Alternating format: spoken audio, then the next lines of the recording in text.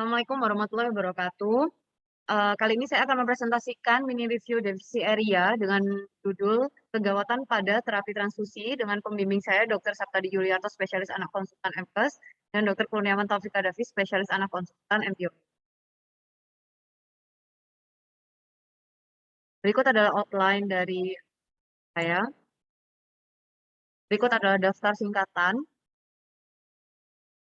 Latar belakang yang mendasari penyusunan mini review ini, yang pertama adalah reaksi transfusi adalah peristiwa yang relatif umum terjadi sesaat atau setelah transfusi darah atau produk darah berlangsung.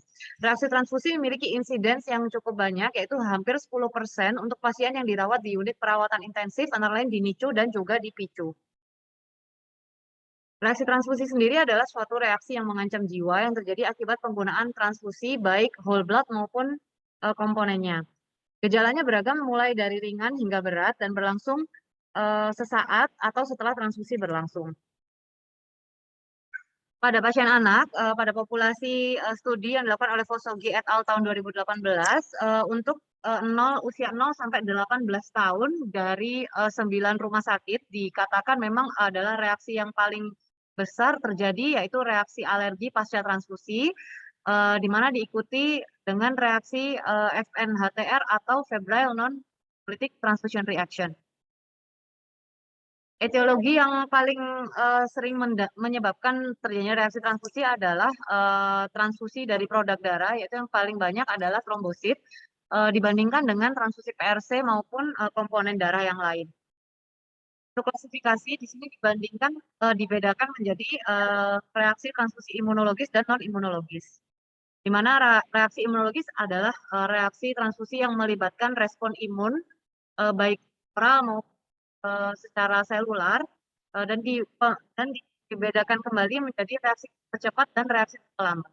Untuk reaksi tipe cepat ada acute hemolytic transfusion reaction, ada transfusion reaction, ada allergic reaction, ada reaksi dan tidak kali.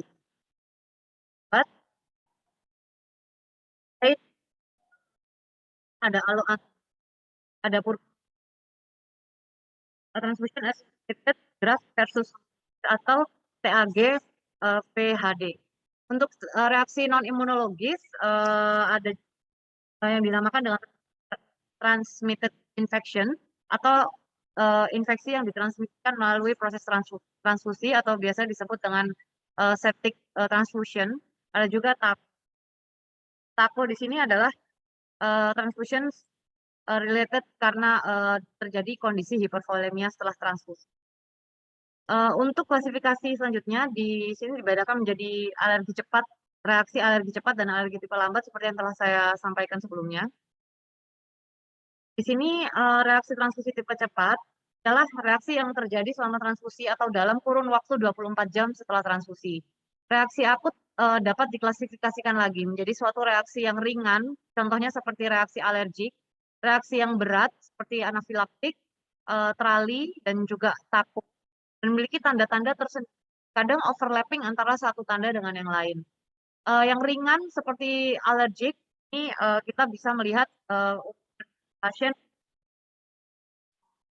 terjadi gatal atau pruritus pada saat setelah dilakukan transfusi, atau juga timbul kemerahan atau urtikaria atau rash pada tubuh.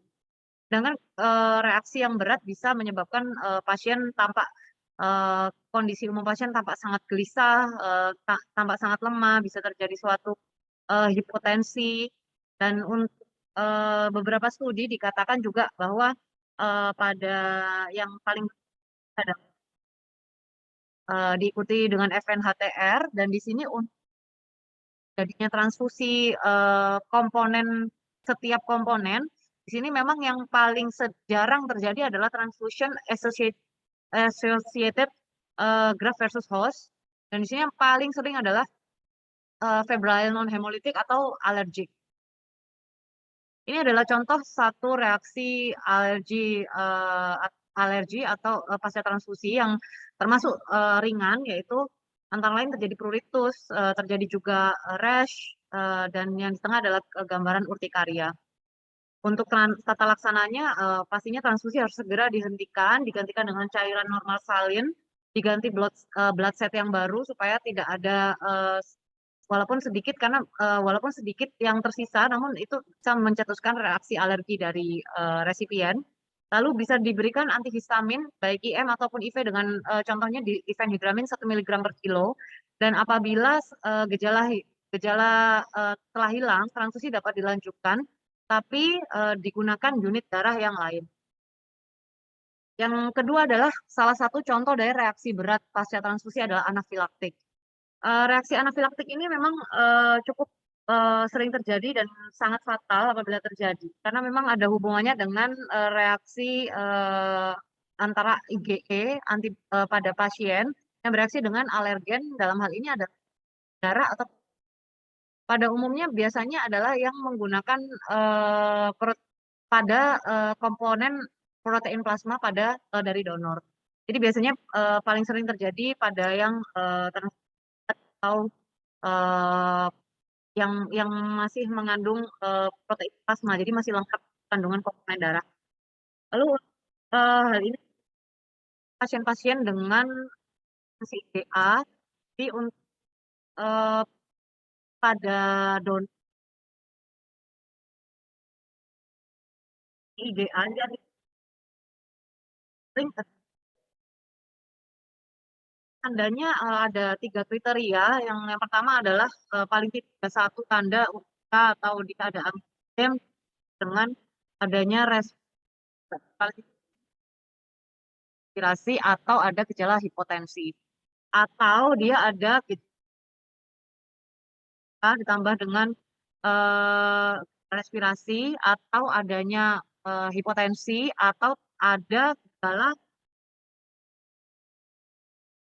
Lalu yang ketiga bisa terjadi suatu tekanan darahnya tiba-tiba turun setelah paparan satu alergen. Nah, dalam hal ini bila terjadi hipotensi setelah terjadinya transfusi, maka dapat didiagnosis ini suatu reaksi anafilaktik. Untuk reaksi anafilaktik tentu yang pertama harus kita hindarkan paparan, jadi harus segera dihentikan transfusinya, diganti dengan NS, lalu kita manajemen airway dan breathing, kita berikan adrenalin langsung secara IM maupun IV, dapat diberikan dengan dosis 0,01 mg per kilo, dan di sini digunakan 1000. Dapat diulang 3-5 menit dengan maksimal dosis diberikan 0,3 mg. Dapat dipertimbangkan juga untuk pemberian antihistamin atau steroid bila didapatkan dengan wheezing juga bisa dapat diberikan nebulisasi salbutamol.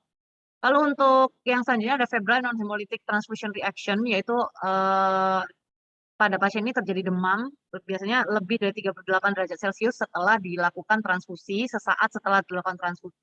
Maka yang dilakukan adalah yang pertama kita amankan airway breathing dulu dan diberikan antipiretik. Umumnya diberikan antipiretik sebelum dilakukan transfusi pada pasien yang biasanya memiliki riwayat reaksi langsung. Lalu yang selanjutnya ada acute hemolytic transfusion reaction atau AHTR. Di sini terjadi secara akut kurang dari 24 jam, karena ini termasuk dalam reaksi transfusi yang cepat, yang terjadi akibat aktif komplement yang menyebabkan terjadinya hemolisis. Jadi pada pasien biasanya terjadi kondisi di mana dia mengalami menggigil, nyeri pada bagian flank, lalu juga bisa terjadi IC pada kondisi gagal. Nah, untuk pemeriksaan laboratorium di sini untuk tanda-tanda di IC bisa ditemukan, bisa juga adanya tanda-tanda hemolisis antara lain atau peningkatan LDH, lalu juga bisa didapatkan darah pada urin. Untuk tata laksananya yang pertama pastinya tetap dihentikan untuk transfusi, diganti dengan cairan normal salin 0,9%. Apabila didapatkan dengan tanda-tanda oligonuria, maka pasien dapat diberikan dengan furosemid dengan dosis 1-3 mg per kilo, dan juga atasi demam dengan antipiretik, dan kita juga perlu work up selanjutnya dapat dilakukan di IC. Apabila komplikasi renal yang berat seperti gagal ginjal, maka dapat diperlukan hemodialisa. Berikutnya adalah salah satu reaksi yang cukup berat yaitu antara lain tako dan trali. Di sini memang berbeda karena seperti yang di awal tadi diklasifikasikan menjadi reaksi non imunologis yaitu eh, non imunologis dan imunologis. Nah, di sini tako itu adalah suatu proses yang non imunologis karena memang tidak melibatkan respon imun. Sedangkan sebaliknya trali ini untuk tako adalah eh, mana kardiovaskular yang dasari, di mana jantung tidak bisa mengkompensasi adanya volume yang besar, yaitu dalam hal ini adalah transfusi darah dan menambah dan hal ini akan karena ada beban volume transfusi yang baru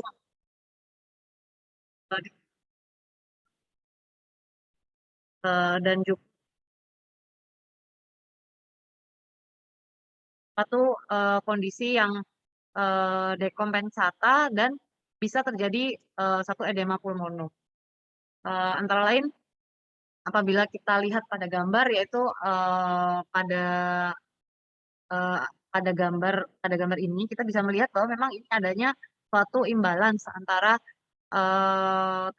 adanya peningkatan tekanan hidrostatika pada level alveoli dan juga kapiler. Jadi karena ada peningkatan volume, maka terjadi eh, akan terjadi suatu dorongan dari eh, cairan ke ekstravasasi cairan sehingga bisa terjadi suatu edema paru. Untuk tata laksana kelebihan cairan yang apabila memang sudah terjadi maka transfusi harus dihentikan dan untuk tata laksana breathing dari pasien dapat diberikan juga untuk oksigenasi dapat dipertimbangkan pemberian loop diuretik seperti furosemid dapat dipertimbangkan juga untuk pemberian vasodilator seperti morfin apabila memang edema yang terjadi cukup berat. Selanjutnya adalah trali. Di sini memang untuk manifestasi klinisnya sama, yaitu adalah edema paru. Namun di sini yang mendasari adalah proses imunologis, di mana memang terjadi kerusakan pada sel paru yang secara akut akibat adanya antibodi pada darah donor yang bereaksi dengan antigen dengan pada resipien yang berakibat pada respon inflamasi dan edema paru akibat pelepasan mediator inflamasi. Ada melibatkan proses imunologi. Dan di sini memang tinggi untuk terjadinya trali antara lain yang memang pada pasien-pasien yang dia trauma, bisa juga dia pasca pembedahan bedah toraks. Jadi memang sangat beresiko untuk terjadinya trali ini karena memang paru. Jadi apa untuk terjadinya resiko trali kita dilakukan transfusi pasien-pasien tersebut, maka resiko trali akan semakin tinggi. Bisa juga dipertimbangkan pada pasien trali untuk ventilasinya, yaitu menggunakan tetapi dengan tidal volume yang memang tidak terlalu tinggi. Karena untuk mengurangi dari shear stress pada parunya. Mungkin untuk sportif, eh, untuk trali memang dibedakan klasifikasikan menjadi tipe 1 dan tipe 2. Di sini dilihat dari onsetnya, yaitu onsetnya dia terjadi hipoksemia, lalu ada bilateral pulmonary edema, dan tidak terjadi pada tipe 1 tidak terjadi renal, dan onsetnya sesaat sampai dengan 6 jam transfusi dari produk darah. Dan tidak ada dengan penyebab ARDS yang sebelumnya. Jadi tiba-tiba terjadi perburukan kondisi edema pulmonum setelah transfusi sampai dilihat. Untuk reaksi tipe lambat yaitu adalah suatu reaksi transfusi yang timbul 24 jam pasca transfusi. Bisa sampai 10 sampai 12 hari, beberapa literatur juga sampai beberapa minggu setelahnya. Mortalitasnya memang tidak sebesar reaksi akut, memang beberapa jarang menimbulkan kematian dan biasanya dapat diantisipasi. Ini sistem imunitas humoral pada eh, pada pasien, pada resipien. Lalu untuk di sini diklasifikasikan menjadi dua, yaitu DHTR, Delayed Hemolytic Transfusion Reaction, dan juga TAG PHD atau Transfusion Associated Graft versus. Nah, pada pasien umumnya memang pada pasien umumnya adalah paparan antigen. Pada contoh orang atau riwayat ini kalau antibodi atau adanya antibodi terhadap produk darah. Jadi pada pasien-pasien yang dia itu sering melakukan transfusi, maka dia akan membentuk banyak antibodi pada sel darah merahnya. Ketika ada produk darah yang masuk, maka akan terjadi kondisi kondisi rejeksi yang melibatkan imunitas humoral yang terjadinya lebih lambat. Jadi untuk onsetnya juga bisa lebih lama, bisa beberapa hari sampai beberapa minggu selanjutnya. Dan ini untuk gejalanya sendiri juga hampir sama, antara lain demam, bisa terjadi jaundice, dan juga bisa didapatkan dengan penurunan hematokrit yang tidak dapat dijelaskan sebelumnya. Biasanya perlu ditanyakan adanya riwayat transfusi beberapa minggu sebelumnya. Jadi untuk transfusion associated graft versus host disease ini antara lain adalah patofisiologi yang mendasari, yaitu ada limfosit T pada donor yang menyerang resipien atau host. Jadi ini merupakan biasanya terjadi pada yang pasien-pasien imunokompromis. Jadi jadi dari resipien itu sendiri juga tidak bisa karena sehingga reaksi imun yang respon imun yang diberikan kurang adekuat untuk melawan dari produk darah dari donor ini yang mengandung limfosit T tersebut. Untuk gejalanya bisa meliputi demam, dermatitis, erythroderma, hepatitis, diare, dan pansitopenia. Berikut adalah beberapa yang perlu pertimbangkan untuk pencegahan dari reaksi transfusi, antara lain untuk yang pertama untuk tali, maka yang telah saya paparkan tali itu tidak perlu makan apabila pasien dirawat di ICU, maka untuk ventilator juga ideal volume tidak dipertimbangkan untuk menggunakan target yang rendah karena memang tidak terlalu tinggi untuk mengurangi lung shear stress. Untuk TAP, karena memang patofisiologi yang mendasari adalah dia cairan bedside monitoring selama pasien ada dilakukan transfusi, maka harus benar-benar dipantau antara lain kecepatan transfusinya, yaitu pada umumnya tidak lebih dari 2 ml per jam atau dari 2 ml per menit, seperti itu. Lalu apabila ada riwayat tako sebelumnya, misalnya pada pasien-pasien memiliki komorbid seperti penyakit ginjal, maka dapat dipertimbangkan untuk pemberian furosemid sebelum dilakukan transfusi sebagai loop decrete. Untuk pasien-pasien dengan riwayat alergi reaction pada transfusi dapat juga untuk pemberian difenhidramin 1 mg per kilo sebelum dilakukan transfusi untuk mencegah resiko terjadinya reaksi alergi. Sekian presentasi dari saya. Terima kasih.